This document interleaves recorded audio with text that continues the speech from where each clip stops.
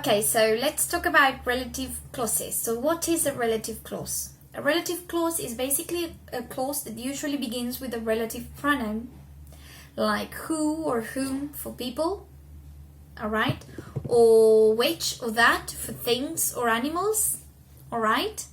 Now, the important thing is that they make reference to the subject or the object of a sentence, alright? Now, there are two types of relative clauses: defining relative clauses and non-defining relative clauses.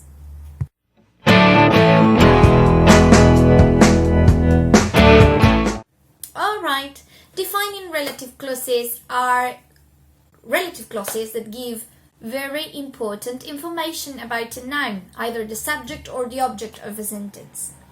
In written language, they don't come after a comma, okay, and they are very important to refer to the person or thing or idea or animal we are talking about, or place, okay, we are talking about. So let me give you an example of a defining relative clause. We can say the boy who lived downstairs is now an engineer.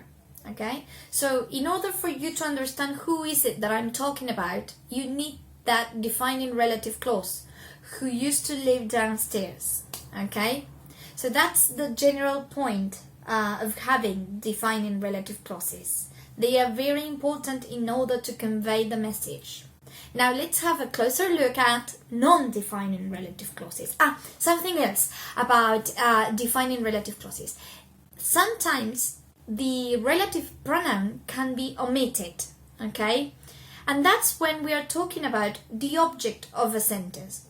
For example, I can say, the woman I met was called Mary.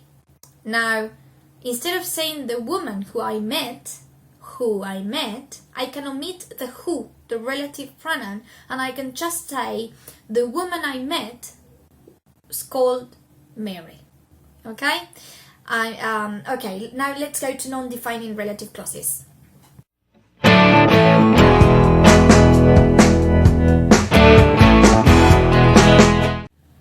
Alright, so non-defining relative clauses are clauses that are give extra additional information about the subject or the object of a sentence, and this is the case that in written language we may perfectly spot if we see these relative pronoun and clause that comes between commas. All right. So I say, and let's see an example.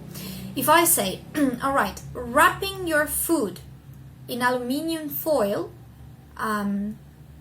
which reduces energy loss, okay, keeps food warm. Now, there I can perfectly have that extra information, the fact that which reduces energy loss. Okay, that's true. That's more information about it. But if that information is not there, nothing happens, because I can perfectly say wrapping food in aluminium foil keeps food warm. You see, and the extra information is not there. So as you can see, non-defining relative clauses are